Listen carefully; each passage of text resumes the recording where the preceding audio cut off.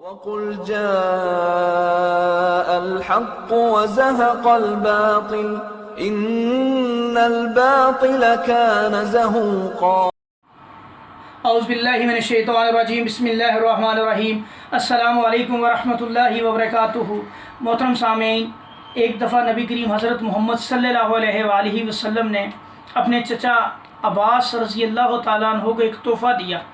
میں نے سوچا یہ تحفہ آپ کے ساتھ بھی شیئر کرتے ہیں۔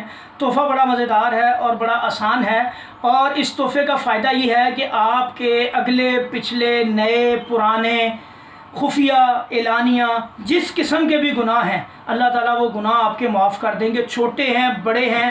سچے دل کے ساتھ جب اس تحفے کے اوپر آپ عمل کریں گے، اللہ تعالیٰ آپ کے ہر گناہ کو، ہر عیب کو اللہ کے فضل و کرم سے انشاءاللہ اللہ تعالیٰ اس کو معاف کر دیں گے۔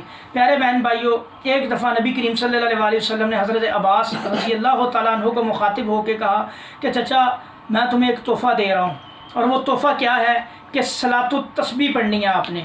صلاۃ التسبیح پڑھنا کا طریقہ بھی میں انشاءاللہ آپ کو بتا دیتا ہوں۔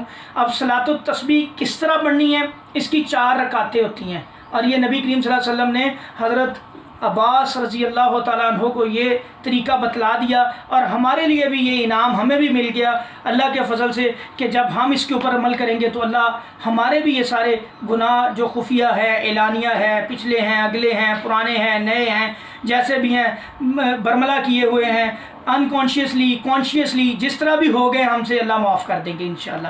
نبی کریم صلی اللہ علیہ وسلم نے چچا سے کہا کہ اس کو دن میں 1 دفعہ کر لو، ہفتے میں اگر دن میں 1 دفعہ نہیں کر سکتے ہفتے میں 1 دفعہ کر لو، ہفتے میں 1 دفعہ نہیں کر سکتے مہینے میں 1 دفعہ کر لو، مہینے میں 1 دفعہ نہیں کر سکتے سال میں 1 دفعہ کر لو، سال میں 1 دفعہ نہیں کر سکتے تو اپنی زندگی میں 1 دفعہ لازمی کر لو اس کو، کہ اللہ کے حکم سے جب آپ یہ عمل کرو گے آپ کے سارے گناہ دھل جائیں گے، پاک کر دیں گے اللہ تعالیٰ۔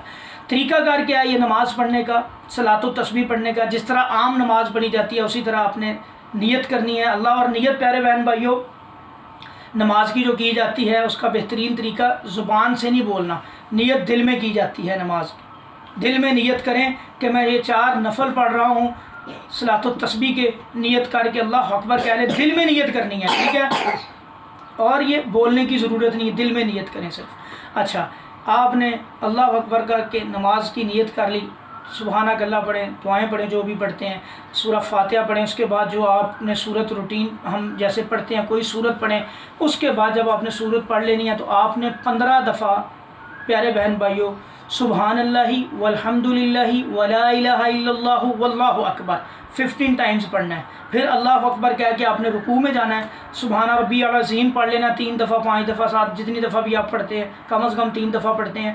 اس کے بعد آپ نے پھر یہی کلمات 10 دفعہ پڑھنے ہیں، سبحان اللہ والحمد للہ ولا الہ الا اللہ واللہ اکبر۔